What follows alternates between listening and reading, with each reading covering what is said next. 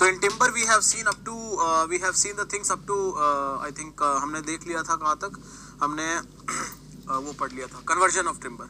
Now we are going to start what, prevention of timber. Prevention कैसे करते हैं? Prevention of timber. Now how to do the prevention और by what means you are doing the prevention. Prevention कर रहे हैं हम लोग prevent कर रहे हैं लकड़ी को बचाने के लिए. Thank you so much Rajan Kumar. Are you okay Rajan Kumar? Is everything fine with you?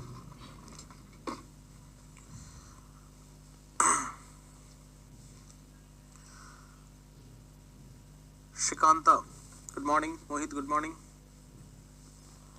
Good morning Divya. Good morning Rajan.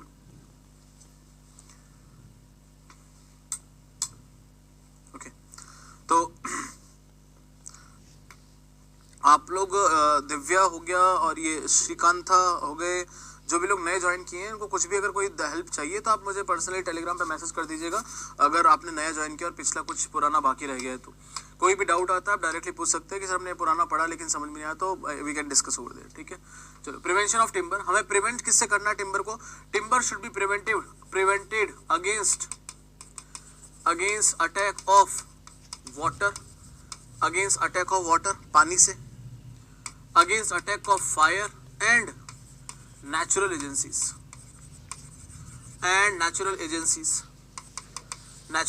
like कौन कौन सी नेचुरल एजेंसीज है? जैसे कि टर्माइट, दीमक, बीटल्स उसी के भाई, कारपेंटर आंट मकोड़े, कारपेंटर आंट, उसके अलावा व्हाइट एंट बीटल हो गया, व्हाइट एंट हो गया. रोडेंट समझते हो? The rodents are something which is mouse species. उनकी स्पीसीज होती है, चूहों की स्पीसीज, जो दीवार के सारे चलता है, चकचूंद जिसको बोलते हैं, रोडेंट्स एक्सेट्रा. ठीक है, इन सबसे आपको बचाना होता है. तो जो भी प्रिवेंटिव हम यूज करते हैं, whatever the preventive we are using, it should be cheap and durable. Should not impart no unpleasant smell. इसका मतलब क्या है? बदबू नहीं आनी चाहिए. जैसे कि एग्जांपल लेते हैं लेट अस से कि oil paint. If oil paint is an example, then oil paint, whenever oil paint is done in a room, on that day you can not enter into the room. उस दिन आपको room में enter होने में बड़ी दिक्कत होती है. लेकिन जैसे ही आप थोड़े समय बाद उसमें एंटर हो सकते हैं, नो इश्यूज. जो अगर यही smell, the same smell remains for a longer time, then it will affect you. तो इसलिए बोला नो अनप्लेजेंट स्मेल नहीं होनी चाहिए. शुड एबल टू पेनिट्रेट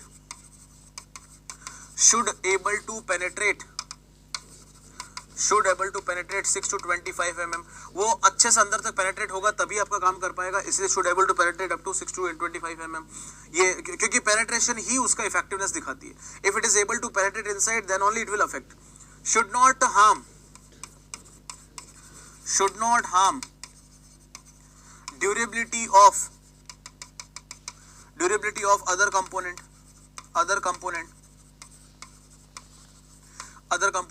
जैसे कि जो भी मान लीजिए स्टील, जैसे मान लीजिए कि दरवाजे के ऊपर over the door, whatever the steel plates are there, steel latches are there, whatever door closer all you have kept over here, so that is what should not be affected due to this. ऐसा नहीं हो कि इसकी वजह से कोई corrosion वगैरह आ गया, कुछ ऐसा हो गया, तो वो अफेक्ट नहीं होने चाहिए. Should not wash out with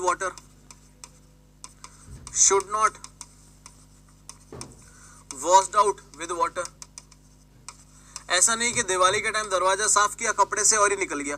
it should not B washed out simply with water. तो ये भी एक प्रॉपर्टी इसके अंदर होनी चाहिए. And one more property, should allow application of decorative.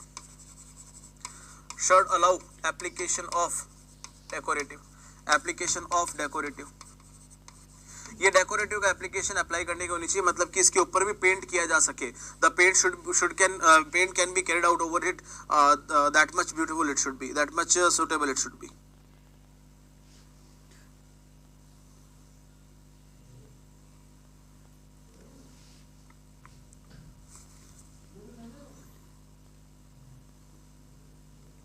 Clear है?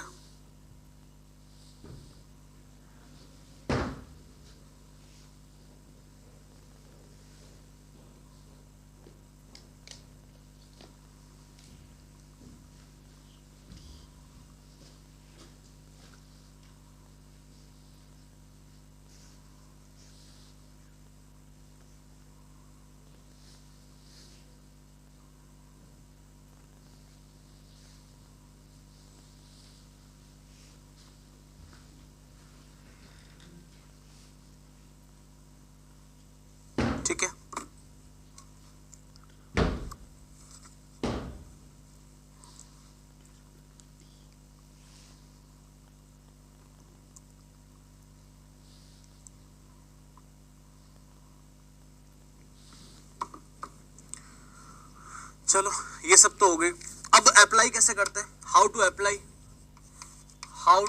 It, there are some methods to apply it. जैसे कि सबसे पहला मेथड है ब्रशिंग, ब्रश से अप्लाई कर दो, बहुत ही कॉमन मेथड है, एवरीबडी नो दिस। देन आता है चारिंग, चारिंग मतलब first of all you have to apply some fire so that that surface will get eroded and over that surface you will apply the preventive.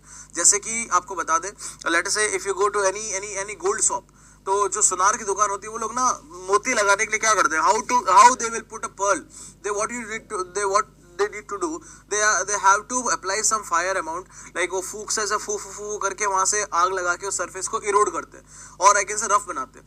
After making the surface rough they will apply some glue and they will put some pearl over there, that is what known as charring. I will show the image also, मैं image show कर दूंगा आपको। चारिंग के बाद dipping, dipping का मतलब क्या होता है, you have to simply immerse that timber into the solution, dipping हो गया। डिपिंग के बाद आता है hot and cold process, the name itself is written. Hot and cold process means what, you have to apply the very hot preventive and suddenly put the over the cold temperature, तो वही के वही जम जाएगा। जैसे आप बहुत गर्मी में घूम के आओ और एकदम आते ही फ्रीजर से निकाल के पानी पी लो, एकदम ठंडा चिल्ड पानी, यहीं पे खांसी हो जाएगी, अगले दिन सुबह तो जम जाएगा, वो हॉट एंड कोल्ड प्रोसेस। उसके अलावा होता है स्प्रेइंग, ये एक टेम्पररी मेथड है और सबसे ज्यादा लेस इफेक्टिव मेथड है, it is the least effective, ये सबसे लेस इफेक्टिव है। क्यों लेस इफेक्टिव है, कोई बता सकता है, why it is less effective, can anybody tell me? Because spray is not going to give you the penetration. भाई एंड ऑफ द डे तो नहाना पड़ेगा ना, कितने दिन डीओ लगाओगे, नहाना ही पड़ेगा फाइनली, तो स्प्रेइंग हो गया। और सबसे इफेक्टिव मेथड आता है injection, this is the most effective method, injection. It means you are penetrating the what I can say this preventive inside this. Injection लगाने के 3 तरीके हैं, एक तो है फुल सेल प्रोसेस, एक है आपका एम्प्टी सेल प्रोसेस, और एक है आपका Boucherie process suitable for bamboo, मतलब कि बांस के लिए सुटेबल होता है। Empty cell process again contains 2 process, Lowry process और Rueping process. Full cell process also known as Bethel's process. In timber you need to know the name of the processes, like McNeil's process yesterday we have seen used for seasoning, Bethel's process used for prevention. 1 or 2 process more I will teach you in the next upcoming lectures.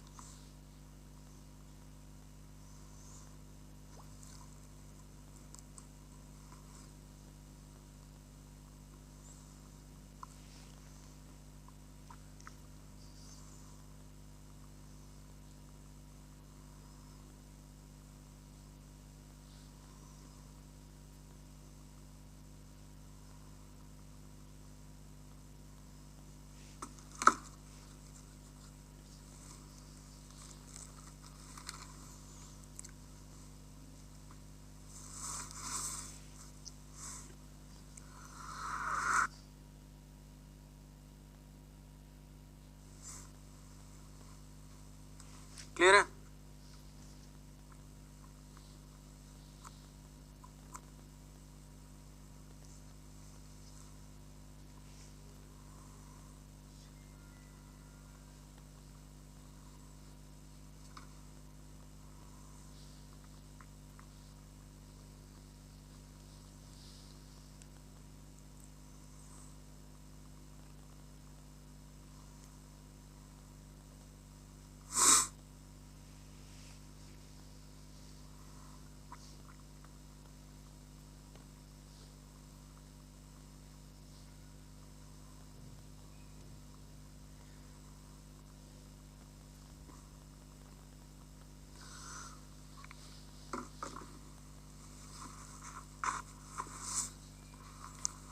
चलो, तो ये सब methods है।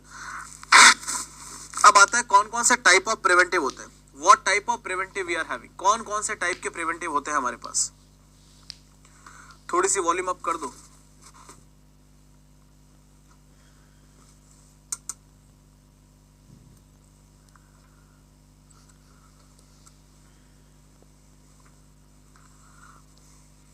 ठीक है, चलो type of preventive देखते हैं।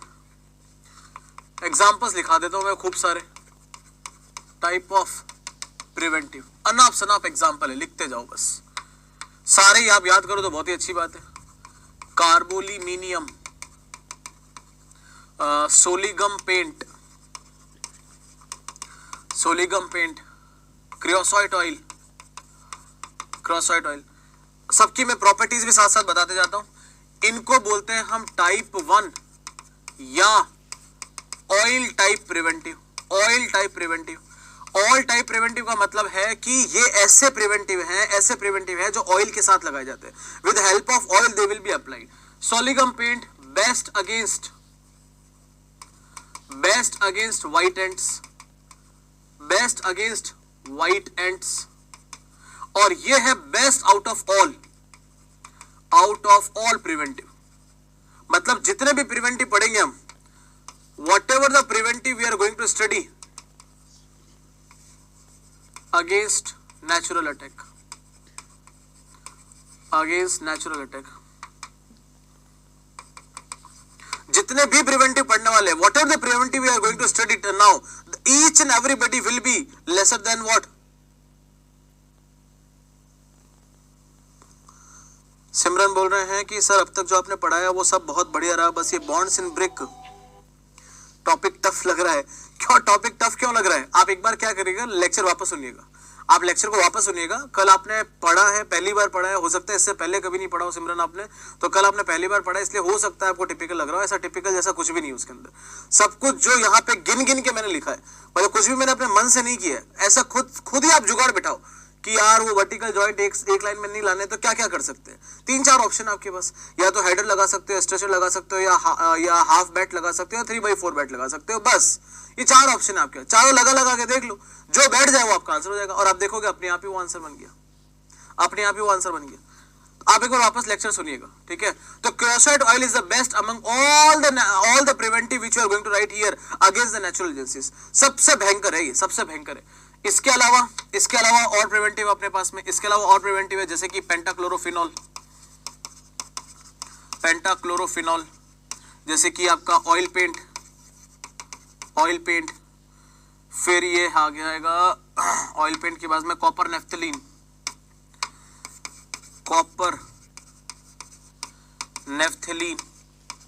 इसके बाद आ जाएगा DDT। ये सब ऑर्गेनिक सॉल्वेंट टाइप या टाइप 2 प्रिवेंटिव कहलाते हैं। ऑर्गेनिक सॉल्वेंट टाइप या टाइप 2 प्रिवेंटिव कहलाते हैं। इसका मतलब ये है कि ये ऐसे प्रिवेंटिव हैं जो कि ऑर्गेनिक सॉल्वेंट के साथ में लगाए जाते हैं। They have to be applied with help of organic solvent. कौन से ऑर्गेनिक सॉल्वेंट? जैसे कि आप लगाओगे केरोसिन के साथ, organic solvent like kerosene, spirit और नेफ्थलीन। जैसे सब लोगों ने ऑयल पेंट तो देखा ही, everybody has been seen the oil paint. Oil paint can not be applied over a wall or over a wood directly. They have to apply with the help of oil. They have to apply some spirit or kerosene over there, then only it will be applied. These two are going to prevent water, prevent करेंगे water attack, prevent करेंगे, they will prevent water attack. In fact, oil paint is a preventive as well as polishing material. Oil paint is a preventive as well as polishing material, ये polishing material भी है। Other than this there are lot of more preventive, they are known as water type या type 3 preventive, they are known as type 3 or water type preventive। Now what is this water type preventive? It means they have to be applied with the help of water. पानी में घोल के उसको लगाना है, जैसे कि बता देते हैं आपको, borax, boric acid, aluminium sulphate, ZnCl2, उसके अलावा ASCU ट्रीटमेंट जिसको हम 134 भी बोलते हैं, 134 बोलते हैं, copper sulphate, mercury chloride,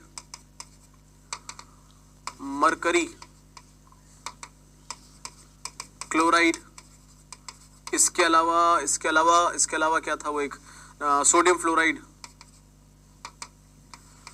sodium fluoride, fluoride. These all type of aggregate preventive are there which has to be applied with help of water. उनमें से ये ऊपर के जो चार है ये आपको फायर रेजिस्टेंस देंगे. These are going to impart what? Fire resistance. और ये किस तरह का रेजिस्टेंस देंगे? Resistance against natural attack, resistance against natural attack, natural agency, जैसे कि वही दीमक नहीं लगने देना, दीमक नहीं लगने देना. अब ये सब क्यों फायर रेजिस्टेंस दे रहे हैं ये भी समझ लो. आपने बोरो प्लस या बोरोलिन यूज किया होगा, ये सब उसी के केमिकल है, borax and boric acid. Al2SO4, SO4 always give you what? हमेशा जो सल्फेट होता है क्या करता है? रिटार्ड करता है. ZnCl2, zinc chloride we have already seen. ZnCl2 we have already, हमने हमेशा देखा है. ZnCl2 क्या है? ZnCl2 जिंक क्लोराइड है. जिंक क्लोराइड मैंने बताया था कि ये है क्लोराइड का लेकिन रिटार्डर का काम करता है. तो लगी भी आपको धीरे करने काम करता है, धीरे करने काम करता है. इसको 134 ट्रीटमेंट क्यों बोलते हैं? इसको 134 ट्रीटमेंट क्यों बोलते हैं वो भी सुन लो. क्योंकि इसके अंदर तीन टाइप के केमिकल है. एक तो है, वन है आर्सेनिक पेंटाऑक्साइड, आर्सेनिक पेंटाऑक्साइड, एक तो है आर्सेनिक पेंटाऑक्साइड. तीन इसमें है कॉपर सल्फेट और 4 मोल है इसमें पोटेशियम डाइक्रोमेट के, पोटेशियम डाइक्रोमेट के. इसलिए 134 ट्रीटमेंट है. 1 mole of arsenic pentoxide, 3 mole of CuSO4, 4 mole of K2Cr2O7. इसके अलावा एप्लीकेशन ऑफ सॉलिगम पेंट, सॉलिगम पेंट तो लिख दिया यहाँ पे. Sodium silicate application, sodium silicate gives what? Fire resistance, gives what? Fire resistance, known as Sir-Abel's process, known as Sir-Abel's process. Application of sodium silicate is fire resistive. Sir-Abel's process कहलाता है. ये sodium silicate we have seen in the membrane curing. We are putting the membrane of sodium silicate so that the rate of evaporation can be reduced. अब ये rate of evaporation कैसे reduce हो रही है भैया बीच में से? क्योंकि सोडियम सिलिकेट धूप से आने वाले टेम्परेचर को ठंडा कर देता है, इसलिए evaporation नहीं होती. इसका मतलब, इसका काम क्या है? ठंडा करना. ठंडा करने का मतलब क्या है? फायर रेजिस्टेंस देना. It has to be cool down the things. It means fire resistance. इसके अलावा tarring, application of coal tar. This is application of coal tar. ये coal tar का application है, also for fire resistance. This is also for fire resistance. So these all things are used at different time for the different purposes. Yes, Simran, you can ask all the doubts on the Telegram as well as here also. कहीं पे भी पूछ सकते हो.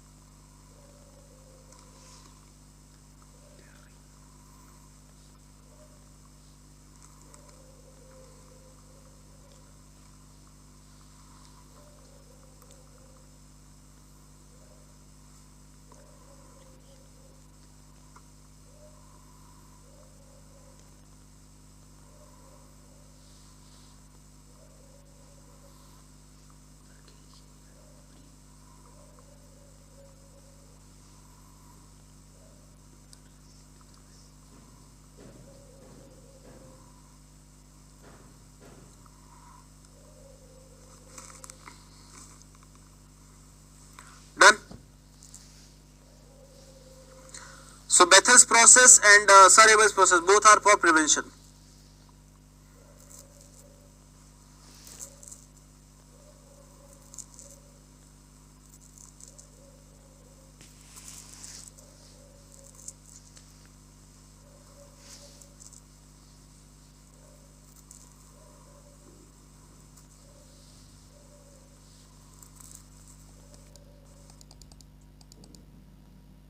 Done?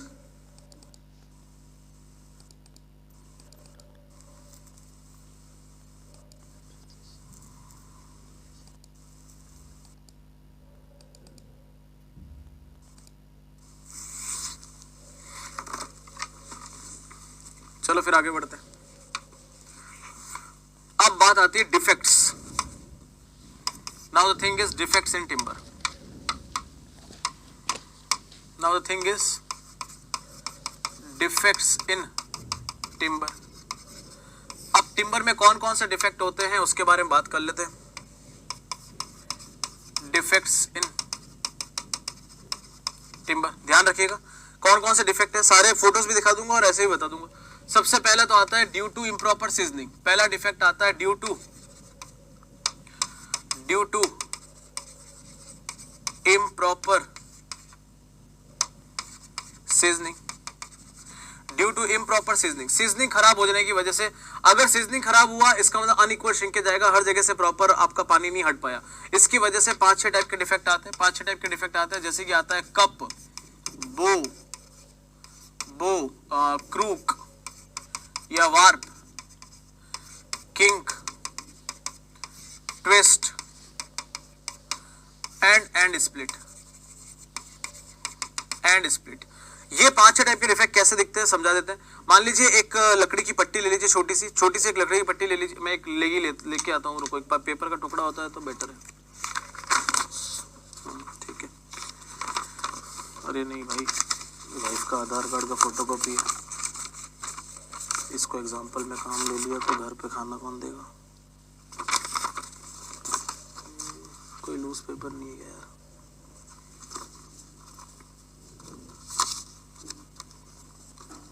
अपना वाला आधार card ले लेते हैं. अपना क्या है, हम कौन है, कोई नहीं.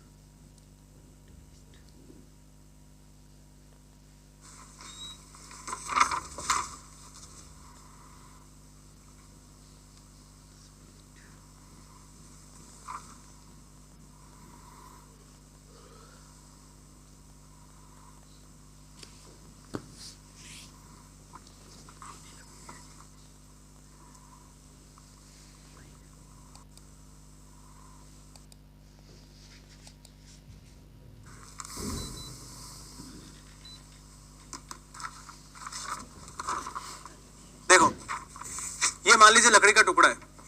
अगर ये विड्थ वाइज कर्वेचर में आ जाए, अगर ये इस तरह से विड्थ वाइज कर्वेचर में आ जाए तो इसको बोलेंगे cup.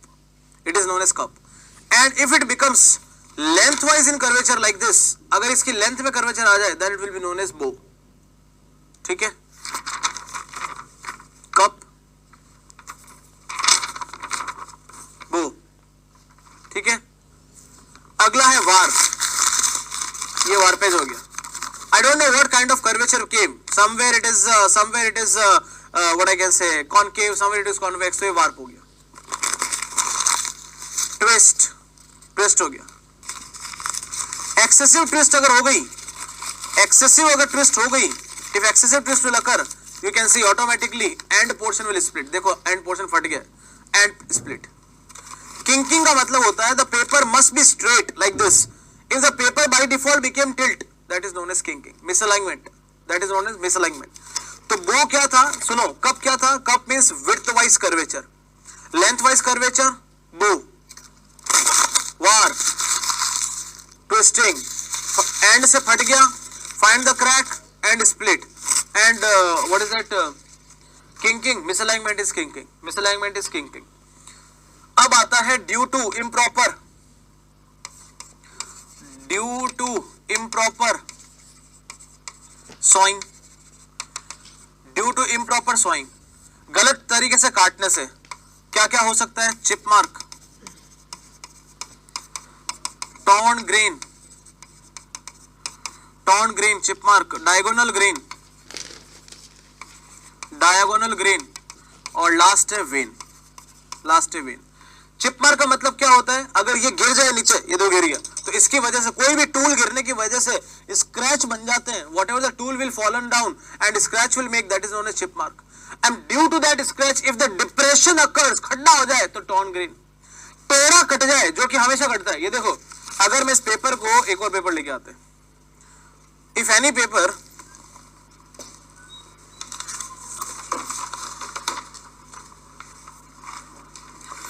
If any paper if you want to cut down, अगर कोई भी पेपर को आप कट करोगे, कभी भी वो स्ट्रेट नहीं कट होता है।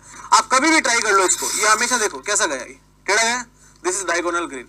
आई was supposed to cut it by grain to grain, but it became what? Diagonal grain. ये डायगोनल ग्रेन हुआ।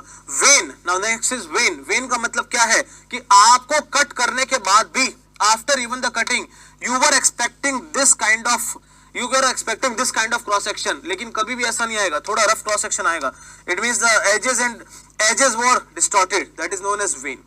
ये कहलाती है क्या? वेन। अरे width curvature, width curvature, cup, length wise curvature, वो twist, warp and split, chip mark, depression, torn grain, टेढ़ा cut गया, diagonal grain, distorted edges, wane, distorted edges, wane. Kinking means misalignment. अब आता है due to, now the next one is due to attack of fungi, due to attack of fungi. अब fungi के attack से कौन कौन सा दिक्कत आ सकता है? सबसे पहले heart rot, the very first heart rot. Heart rot means what? It is the rot, और आई कैन से रॉटिंग का मतलब होता है सड़ना। अगर हार्ट वुड सड़ जाए due to attack of fungi, that is heart rot. If sapwood will get rot due to the attack of fungi, sap rot. Then brown rot, if cell part or cellulose, or I can say cell, koshikaएं, if the cell is going to be damaged because of the rotting, that is brown rot. If ligament getting failure, if ligin part is getting failure due to the application of fungi, that is known as white rot. Other than this dry rot, other than this there are two more defects due to fungi: dry rot and wet rot. Now what is dry rot and wet rot? Dry rot will occur at a place which is open, not properly open to the atmosphere, there is no ventilation and there is no proper sunlight. जैसे कि bathroom का दरवाजा, the gate of your bathroom, you might have seen in your old house the bathroom gate has been damaged from the bottom. वो पूरा नीचे से ना एकदम खराब हो गया, from the bottom is completely damaged. Why? Because ऐसा क्यों हुआ है? Why from the bottom it has been damaged? Reason being because there is no proper sunlight. वहाँ पे proper sunlight नहीं आती. There is no proper ventilation. There is no free circulation of air. There the rotting occurs, known as dry rot. And wet rot. Wet rot means the timber which is subjected to alternate wetting and drying. Which is subjected to alternate wetting and drying. मतलब कि घर के बाहर का दरवाजा, बारिश हुई सूख गया, बारिश हुई सूख गया, तो वहां काई जमने लग जाती है. You will find some greyish colour of thing, that is known as what? Wet rot. That is known as what? Wet rot. तो ये कहां आता है? Where the wet rot occurs, alternate wetting and drying, alternate wetting and drying. And where dry rot occurs, dry powder के form में convert हो जाता है, ड्राई पाउडर के फॉर्म में कन्वर्ट हो जाता है. Where no proper ventilation, where no proper ventilation, no proper sunlight, and no proper air circulation, no free air circulation, there it will convert into dry powder. Dry rot and wet rot also known as disease of timber, they are also known as disease of timber. ये बीमारियां हैं दोनों, ये बीमारियां हैं दोनों, these both are the problems, बीमारियां हैं। इसके बाद आता है defect due to natural attack, defect due to natural attack. Now the next one is defect due to natural attack, defect due to natural attack. What are the defect can come due to natural attack, let's see, देखते हैं क्या क्या defect आ सकते हैं, ध्यान से देखना। Defect due to natural attack में the very first kind of defect is known as knots, the very first kind of defect is known as knots. Knots मतलब कि गांठ लग गई। When a branch of tree falls out, जब भी एक branch of tree गिर जाए, whenever a branch of tree falls out and that part is still getting nourishment और ब्रांच नहीं आ रही है, देखते हैं defect due to natural, due to natural attack. See, देखते हैं, ध्यान से देखना। Defect due to natural attack में the very first kind of defect is known as knots, the very first kind of defect is known as knots. Knots मतलब कि गांठ लग गई। When a branch of tree falls out, जब भी एक branch of tree गिर जाए, whenever a branch of tree falls out and that part is still getting nourishment और ब्रांच नहीं आ रही है। भाई हाथ टूट के गिर गया, यहाँ अभी भी खून जा रहा है, सब कुछ जा रहा है, लेकिन हाथ तो नहीं आएगा, वहां हमेशा के लिए गांठ बन जाएगी। सुनो मेरी बात, wherever this knot will form, strength will going to be depressed। क्यों हुआ क्या, देखो ध्यान से सुनना। हुआ क्या, ये आपका पेड़ था, मान लीजिए this was your tree and these are the fibres of tree, ये सब आपके ट्री के फाइबर्स है। दीज आर द, मैं रफली बनाना पड़ेगा, these were your fibres of tree, ये आपके फाइबर्स ऑफ ट्री थे। अब इधर से कहीं से ब्रांच फॉल आउट कर गई, इधर से कहीं से ब्रांच फॉल आउट कर गई और वहां पे नरिशमेंट होता रहा, नरिशमेंट होता रहा, न्यूट्रिएंट मिलता रहा, लेकिन ब्रांच वापस नहीं आई, ब्रांच वापस नहीं आई। So this is known as what, knot formation. ये आपकी वहां पे नॉट बन गई, this is what knot formation, this is what knot formation, गांठ बन गई। और जैसे ही नॉट बनी, once the knot will form, all the fibers will also get crushed as per that knot only। सारे के सारे फाइबर फिर क्या हो जाएंगे, इस तरह से कर्व में चले जाएंगे, जैसा इसका शेप होगा उस तरह का कर्व हो जाएगा, यहाँ पे इस तरह से फाइबर्स हो जाएंगे। Now the fibers are something which are responsible for the strength, fibers are something which are responsible for the strength, and now the fiber itself crushed out, it means strength is going to be reduced, strength going to be reduced। Not form होने से strength reduce हो जाती है, not form होने से strength reduce हो जाती है। अगर आप इसको हटा सको नॉट को, if this not is removable, if this knot is removable then it is known as dead knot, if this knot is removable then it is known as dead knot, if it is not removable it will remain with you, it means live knot, it means live knot, not removable। या एक को लिख देता है removable, तो अपने आप ही समझ में आ जाएगा, ऊपर वाले को लिख देता है इट इज रिमूवेबल, रिमूवेबल, ठीक है। अब इस नॉट की साइज के बेस पे सबसे पहले pin not, nail not, the very first is nail not, दूसरा पिन नॉट, तीसरा स्मॉल नॉट, चौथा मीडियम नॉट और पांचवा लार्ज नॉट, लार्ज नॉट। अगर नॉट का डायमीटर 6 mm से कम है तो नेल है, 6 से 12 है तो पिन है, 12 से 20 है तो स्मॉल है, 20 से 40 है तो लार्ज है और 40 mm से भी बड़ा है तो लार्ज है, ठीक है। अब इस नॉट की क्वालिटी के बेस पे everything is written in the name itself. Sound knot, नाम में पता चल रहा है, साउंड नॉट मतलब क्या हो गया, बहुत ही साउंड है, मतलब everywhere it is hard and solid, everywhere it is what, hard and solid, hard and solid, this is what sound knot. इसके बाद आता है decay knot. The name itself is telling you what is decay knot। decay knot means इसी का opposite, soft हो गया और आपका decay मतलब कि weak हो गया, soft and weak is decay knot, soft and weak is decay knot। अब एक आता है tight knot, इतनी भयंकर गांठ लग जाए कि खुले ही ना जिंदगी भर, it means it will remain, tight knot will remain with you, tight knot will remain with you for the lifetime, for the lifetime, tight knot will remain with us for the lifetime। फिर आता है एनकेज्ड not, एनकेज्ड not,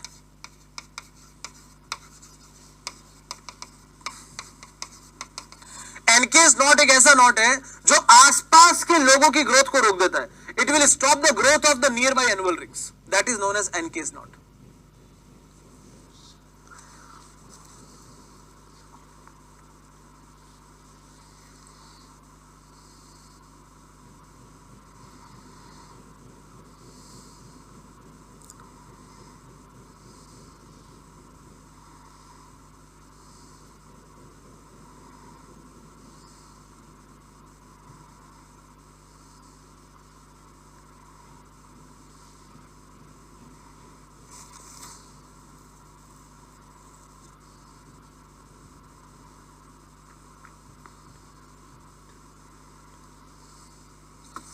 clear? फिर आता है अगर एक ही not है तो सिंगल नॉट, अगर एक नॉट है तो सिंगल नॉट, ब्रांच नॉट है तो ब्रांच नॉट, और छोटे छोटे नॉट का ग्रुप है तो cluster knot. If the group of the knots then it is a cluster knot. So it means if the branch of tree falls out, if the branch of tree falls out and this part is getting still nourishment, उसको अभी भी खाना मिल रहा है और नई branch नहीं आ रही, तो वहां पे गांठ बन जाएगी. देखो चाहे रिश्ता हो चाहे पेड़ हो, गांठ बनते ही वो हमेशा कमजोर हो जाता है. बस वही बात है. अगला है आपका checks, sorry shakes. The next one is shakes. Shakes, lot of type of shakes are here. Lot of type of shakes are here. कौन कौन से शेक्स है देखो. कप शेक, फिर आएगा रिंग शेक, फिर आएगा हार्ट शेक, फिर आएगा स्टार शेक, फिर आएगा checks. These all type of shakes are here. अब क्या है रिंग शेक, कप शेक और ये सब चेक्स वगैरह, अब ध्यान से देखना, सारी चीजें ध्यान से देखना, बहुत ही ज्यादा ध्यान से. मैं यहाँ पे वो टिम्बर का पीस बनाने जा रहा हूं. I am going to make a piece of timber over here. अरे ये टिम्बर पीस बनाने जा रहे हैं इस तरह से. ये देखो, ठीक है. हमें पता है the most central portion is pith, after that heart shake, sorry heart, उसके बाद आपका sap, then cambium, inner bark, outer bark. अगर आपका कहीं पे भी क्रैक आता है, किसी भी रिंग पे छोटा मोटा क्रैक आता है, if any crack is occurring like this, any crack is occurring like this at any kind of ring, तो that will be in the category of cup shake. That is the category of cup shake. This is the category of cup shake. If the crack increases an entire in the ring, पूरा का पूरा ring cover कर ले, तो उसको बोलेंगे हम क्या, रिंग शेक. उसको बोलेंगे क्या, रिंग शेक. अब नाम में लिखा है if the crack starts from heart and going outside, ये हार्टवुड है और बाहर की तरफ जा रहा है, तो ये क्या हो जाएगा, हार्ट शेक हो जाएगा. This is going to be what, heart shake. This is going to be what, heart shake. If crack is starting from outside and going inside, crack is starting from outside and going inside like this, बाहर से शुरू होकर अंदर की तरफ जा रहा है, तो वो हो जाएगा क्या, star shake. That is known as what, star shake. बाहर शुरू अंदर की तरफ गया. अब चेक्स का मतलब क्या है, कोई भी क्रैक जो बिल्कुल स्ट्रेट आए, बिल्कुल स्ट्रेट आए, जैसे कि कंप्लीटली स्ट्रेट, जैसे कि कौन सा कलर से दे दे, ब्राउन कलर से, ये कलर से दे देते हैं, ये तो है ही, ये कलर से दे दे. बिल्कुल स्ट्रेट मतलब कि ये either like this or like this, completely exactly straight, that is known as what, checks. So these are the cracks which are normal to the annual ring, normal to the annual ring.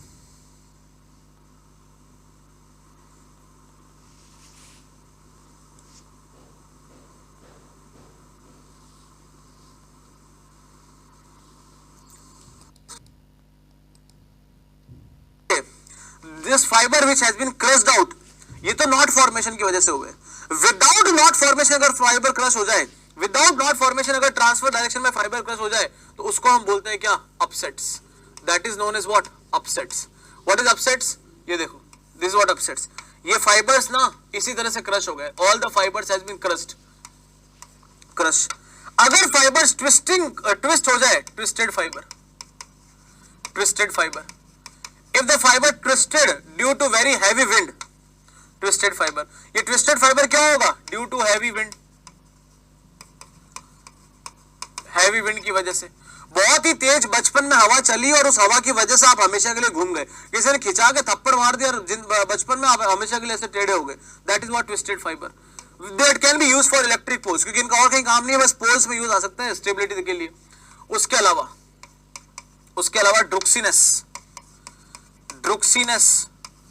ड्रुक्सीनेस का मतलब होता है कि अगर आपको पेड़ पे white spots दिखाई देते हैं, उसको हम बोलते हैं ड्रुक्सीनेस. हो गया. जगह चाहिए, थोड़ी सी जगह चाहिए।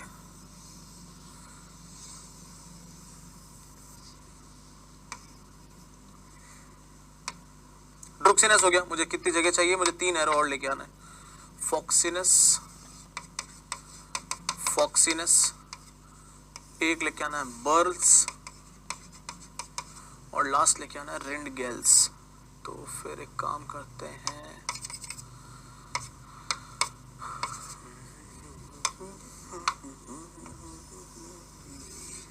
यहां पे लिख देते हैं रिंडगेल्स और यहां लिख देते हैं बर्ल्स। हो जाएगी सारी जगह, ठीक है। चलो, व्हाइट स्पॉट्स आ गए तो ड्रुक्सिनस है।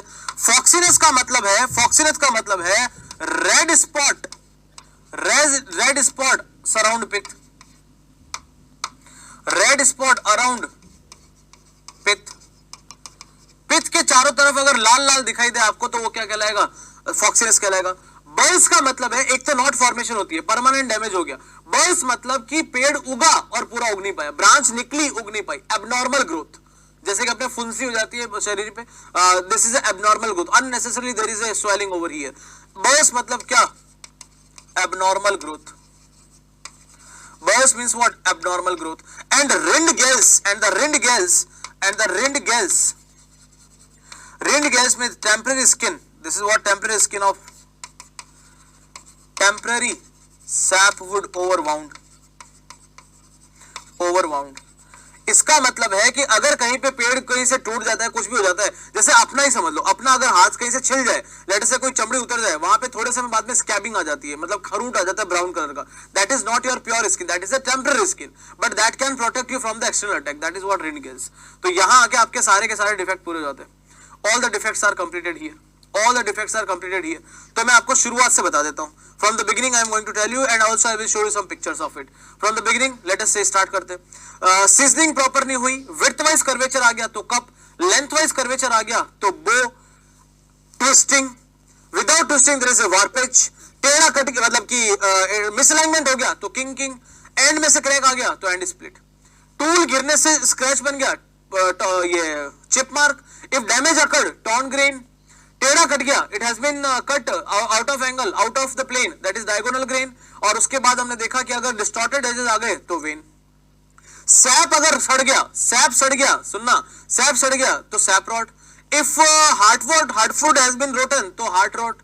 अगर सेल में दिक्कत आ गई तो ब्राउन रॉट, और अगर आपके इसमें लिगामेंट में दिक्कत आ गई तो व्हाइट रॉट। अगर ऐसी टिम्बर पाउडर फॉर्म में कन्वर्ट होगी जहां पे ना प्रॉपर हवा आ रही है, ना ढंग से उसको धूप आ रही है, ना ही उसके फ्री एयर सर्कुलेशन है, वहां पे ड्राई रॉट आएगा। वेट रॉट कहां आएगा, जहां पे अल्टरनेट वेटिंग एंड ड्राइंग चल रही है। अब चलते हैं नेचुरल अटैक में। नेचुरल अटैक मतलब कि अगर branch of tree fall out कर जाए और वहां पे सारे फाइबर क्रश कर जाए तो उसको बोलते हैं not. Without knot formation fibre crush कर जाए तो उसको बोलेंगे अपसेट्स। अगर तेज हवा की वजह से फाइबर क्रश कर जाए तो ट्विस्टिंग फाइबर। नॉट्स में जो नॉट्स हमेशा जिंदा रह जाए उसको बोलेंगे लाइव, जो मर जाए मतलब रिमूव हो जाए डेड नॉट। 6 mm से कम है तो नील नॉट, 6 से 12 तो pin not, 12 to 20 small not, 20 to 40 medium not, 40 से greater large not. Hard and solid knot, sound knot. Weak and soft knot, decayed knot. Which remain even over the table which you have purchased.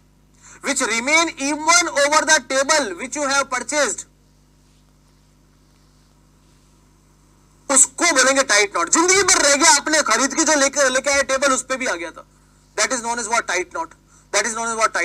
और अगर किसी और annual ring की growth को रोक दे, मतलब पेड़ आगे बढ़ ही नहीं पा रहा है, पेड़ खुद ही ग्रो नहीं कर रहा, एनुअल रिंग रुक गई मतलब क्या, जनरेशन खत्म हो गई आपकी, that is what known as what ये क्या बोलते हैं, डिकेड नॉट। अगर एक है तो सिंगल नॉट, ग्रुप है तो क्लस्टर नॉट, ब्रांचेस है उसकी तो ब्रांच नॉट। अगर रिंग पे थोड़ा सा क्रैक आ जाए तो उसको कप शेक बोलेंगे, पूरी रिंग पे क्रैक आ जाए रिंग शेक बोलेंगे। हार्ट से शुरू होकर बाहर की तरफ चला जाए, हार्ट से वाइडर अंदर की तरफ sharp, that is heart shake. बाहर से अंदर आए तो आपका स्टार्ट शेक। अगर एकदम straight normal to the annual ring आ रहा है तो चेक्स। अगर पित्त के चारों तरफ लाल दाग मिलेगा तो फॉक्सिनस, व्हाइट पैचेस मिलेंगे तो ड्रुक्सिनस, फुंसियां हो जाएगी एबनॉर्मल ग्रोथ तो बल्स, कोई सैपवुड टेम्परेरी डेवलप हो गई तो रिंडगेल्स। टॉपिक खत्म, टॉपिक इज ओवर।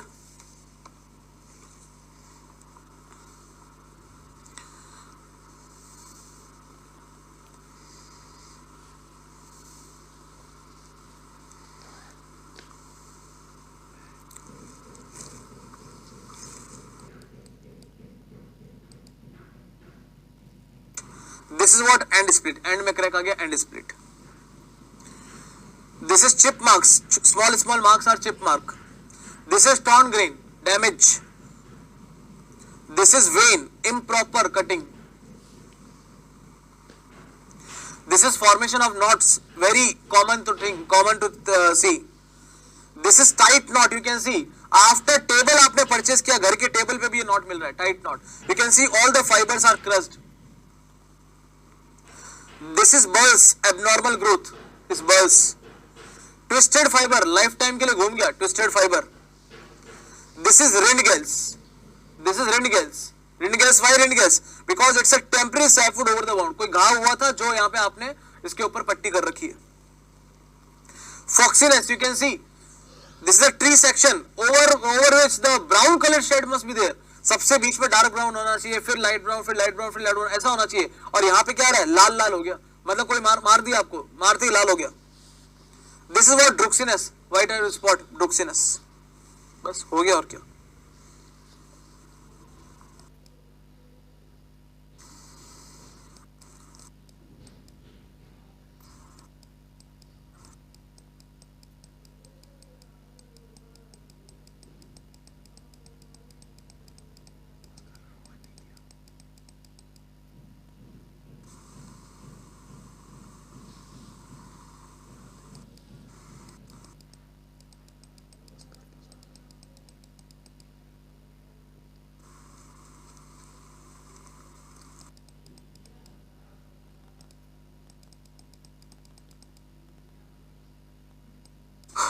चलो फिर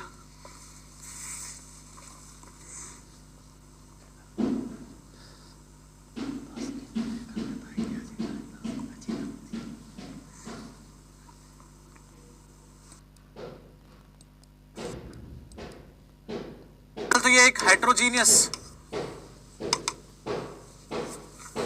ये ऐसा लिख दो, non homogeneous and non isotropic. Non homogeneous है एंड नॉन आइसोट्रोपिक है, नॉन आइसोट्रोपिक है. ठीक है. दूसरा जो इसकी कंप्रेसिव स्ट्रेंथ है, सॉरी स्पेसिफिसिटी के बारे में पहले बात कर रहे हैं.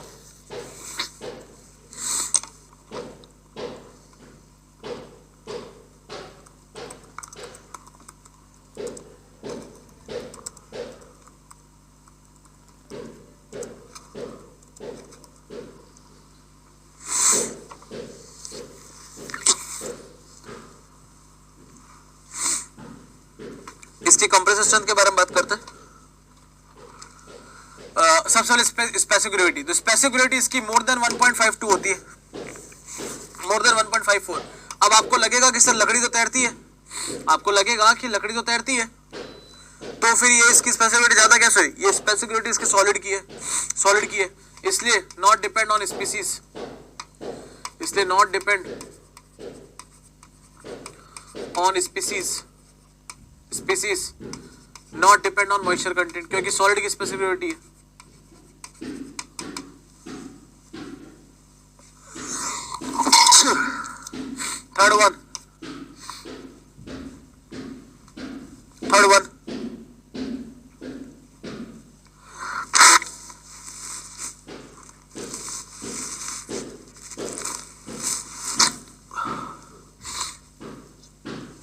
Third one is compressive strength. Compressive strength, अब देखो तीन टाइप की मैं आपको बता रहा हूं डायरेक्शन, ध्यान से देखना. ये है लॉन्गिट्यूडनल डायरेक्शन, इस डायरेक्शन में पेड़ उगता है तो इसको लॉन्गिट्यूडनल डायरेक्शन बोलते हैं. This is the longitudinal direction, this is the longitudinal direction. This is radial direction जो सेंटर की तरफ आ रही है, the coming toward centre radial direction. This is tangential और circumferential direction. The highest compressive strength you will find in the longitudinal direction. So compressive strength highest in longitudinal direction. Longitudinal direction itself is known as parallel to grain, or I can say along fiber, because fiber also grows in the same direction. Accordingly this is happening. Fourth, tensile strength 3 to 4 times more than what? 3 to 4 times more than what? Compressive strength. This is the uniqueness of timber. Tensile strength of concrete is negligible. होती ही नहीं, 1/10 of compressive strength होती है, जबकि यहाँ पे tensile strength और compressive strength दोनों ही क्या है? बहुत ज्यादा है, दोनों ही क्या है? बहुत ज्यादा है. Clear? पांचवा. Fifth is shear strength. Shear strength is more in lateral direction. Is more in lateral direction. Why? Because in lateral direction, if you want to cut a T in this way, see, if there is a like tree is this in this way, and let us say it's a bamboo tree, you can simply take out the fibers of it. It means in this longitudinal direction there is no shear strength. But if you want to cut the T in this way, it means you require an instrument. You require an X. It means shear strength is very high in lateral direction. If I ask you about the heat conductivity, it is more in longitudinal direction. More in longitudinal direction. More in longitudinal direction. Why? Because आग हमेशा पेड़ में कैसे लगती है? इस तरह से उठ के लगती है. ठीक है, more in longitudinal direction. 7th, acid of pH less than 4 affect timber a lot. Affect timber a lot. जो एसिड pH लेस देन 4 वाले हैं वो सबसे ज्यादा अफेक्ट करते हैं, अदरवाइज नहीं करते. Next velocity of sound. Velocity of sound is more then in air. Air से तो ज्यादा ही है, एयर से तो ज्यादा ही है velocity of sound. Next, shrinkage and swelling. Shrinkage and swelling. अब सबसे मजबूत डायरेक्शन कौन सी है? Which is the highest direction, which is the strongest direction? Longitudinal direction is the strongest direction, क्योंकि वहीं से आपके सारे फाइबर क्या करते हैं? सारे फाइबर ग्रो करते हैं. तो उसमें सबसे कम रेडियल श्रिंकेज होगा और उसमें सबसे कम श्रिंकेज एंड स्वेलिंग होगा. इसका मतलब shrinkage and swelling highest in tangential direction, highest in tangential direction, then in radial direction, then in longitudinal direction, then in longitudinal direction. Radial direction जो है वो इसका 60%, ये केवल 60% ऑफ इट, 60% ऑफ इट. और अगर मैं इन सबको टोटल कर दूं तो टोटल आएगा वॉल्यूमेट्रिक श्रिंकेज. टोटल आएगा volumetric shrinkage which is approximately 1.6 times of tangential shrinkage, which is approximately 1.6 times of tangential shrinkage.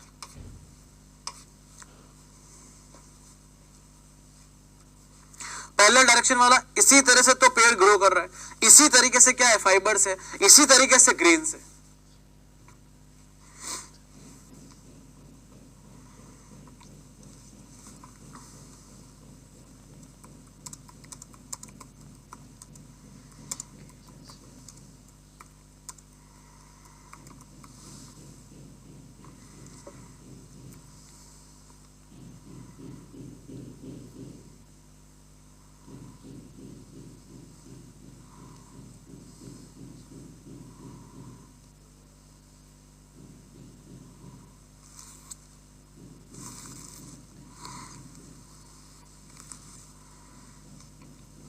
Clear है?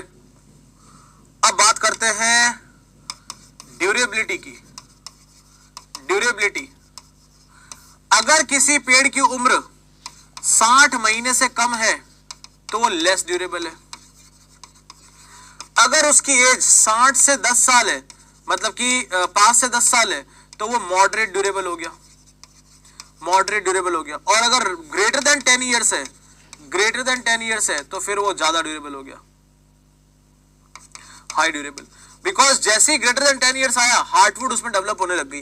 Heartwood will start developing and heartwood will make the content और sorry make the tree strong, make the tree strong. 11th number is modulus of elasticity. Modulus of elasticity.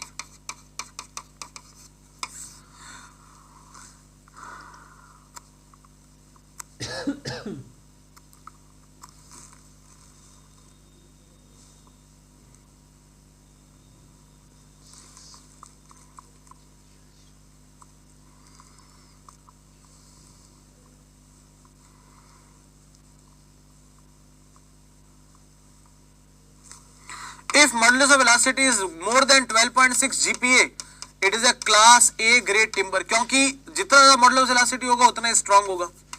9.8 to 12.6 class B, ये क्या है, ये GPa. और अगर ये 5.6 से 9.8 GPa है, then it's class C. Then it's class C. ये modulus of elasticity हो गई. This is what modulus of elasticity. 12th number. Availability. अगर कोई timber 1415 metre cube per year से ज्यादा अवेलेबल है, उस टिम्बर की कैटेगरी को हम लोग एक्स कैटेगरी में डाल देते हैं. X category. जैसे मान लीजिए if you are living in Delhi and in Delhi let us say if you ask me what is the percentage of shisham, then shisham is very less. और let us say what is the percentage of peepal tree और peepal wood, then it will be very high. तो मैं कहूंगा कि वो class X है because it is more than 1415 metre cube per year. If it is 3551415 metre cube per year, Y category. And if it is less than 355 meter cube per year, then Z category. Z category.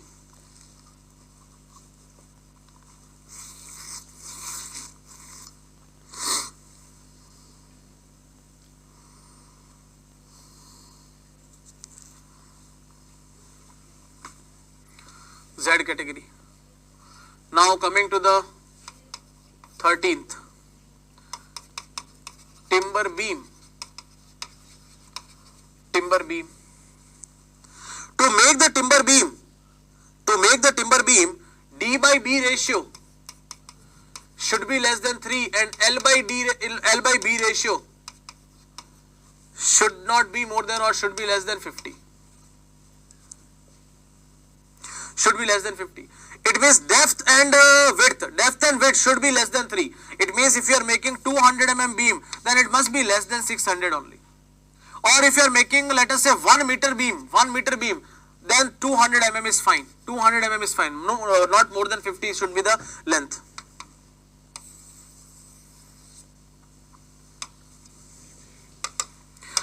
मतलब कि 10 metre तक जा सकता है, 50 गुना ज्यादा वो नहीं होना चाहिए. 4th, deflection of timber beam.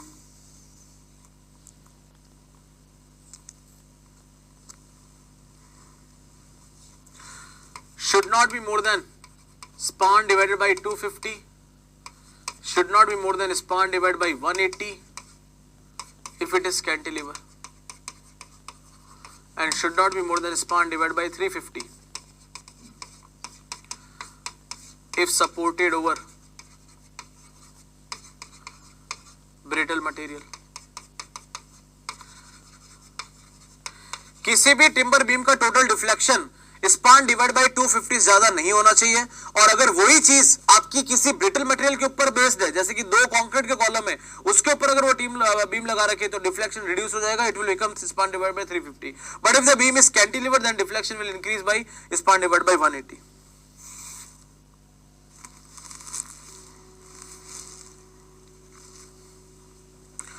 अगर टिम्बर में कोई नेल डालनी है, मतलब कि कोई कील डालनी है, तो dia of nail should be less than equal to T by 6. T क्या है? thickness of timber piece. T क्या है? thickness of timber piece. और जो इसके लिए होल करोगे, वो उसको छोड़ दो, कोई बात नहीं, छोड़ दो. 80% के आसपास होता है डाया ऑफ नेल का वैसे.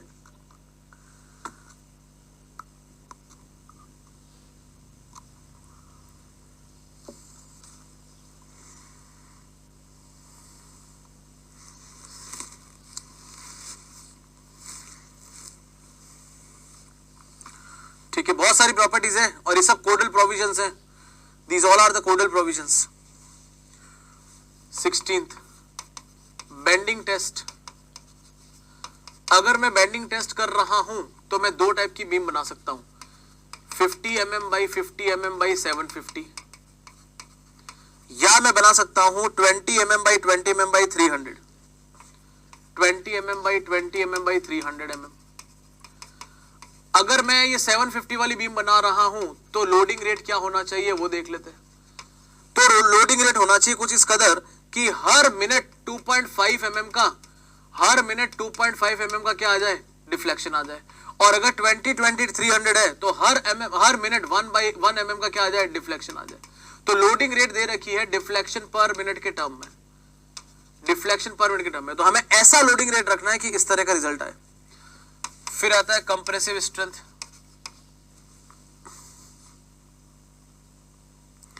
कंप्रेसिव स्ट्रेंथ टेस्ट, उसके लिए जो आप बीम बनाते हो, the size is 50 50 200 20 20 80, 50 mm 50 mm 200 mm 20 mm 20 mm 80 mm। इन दोनों में लोडिंग रेट रखनी है आपको 0.6 mm पर मिनट के हिसाब से, 0.6 mm पर मिनट के हिसाब से लोडिंग रेट इस कदर रखनी है कि 0.6 mm पर मिनट के हिसाब से क्या आ जाए, डिफ्लेक्शन आ जाए 80। अगर कोई टिम्बर डिफिकल्ट टू सीजन है, ढंग से सीजन नहीं हो पाती है, वो क्लास ए कहलाती है और इसको हाई रिफ्रैक्टरी भी बोलते हैं। हाई रिफ्रैक्टरी मतलब सूख ही नहीं पा रही, कितना भी कर लो सीजन ही नहीं हो पा रही, कितना भी कर लो सीजन नहीं हो पा रही। नॉर्मल है, can be season, can be season, तो वो क्लास बी है, क्लास बी है। मतलब कि मॉडरेट रिफ्रैक्टरी, मतलब जो जनरल टाइम लगना चाहिए उतना ही ले रही है। What ever the general time should be taken that is what it is taking, उतना ही ले रही है। और अगर ये बिल्कुल ही इजीली सीजन हो जाए, बिल्कुल आसानी से विद इन 10 मिनट सीजन हो गया, इजीली सीजन, तो वो क्लास सी हो जाएगा, class C, less refractory, less refractory. 19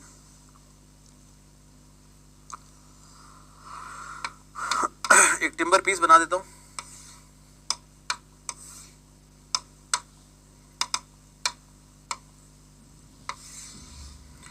ये टिम्बर पीस बना दे रहे हैं।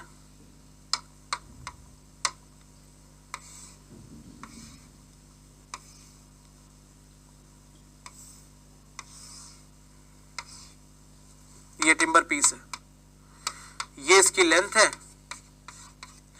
ये इसकी विड्थ है और ये इसकी थिकनेस है, दिस व्हाट थिकनेस, ठीक है। तो अगर विड्थ भी 50 mm से कम है और थिकनेस भी 50 mm से कम है, ऐसे पीस को बोलते हैं बाल्टन। अगर विड्थ और थिकनेस कोई भी एक 50 mm से ज्यादा है और लेंथ भी 200 mm से ज्यादा है तो इसको बोलेंगे बॉल्क।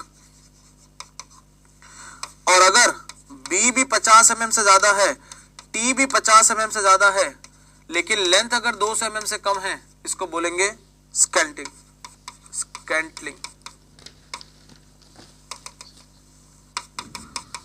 स्कैंटलिंग। बैंडिंग में लोडिंग रेट क्या लिखा है, बैंडिंग में लोडिंग रेट क्या लिखा है, ये लो 2.5 mm पर सेकेंड है।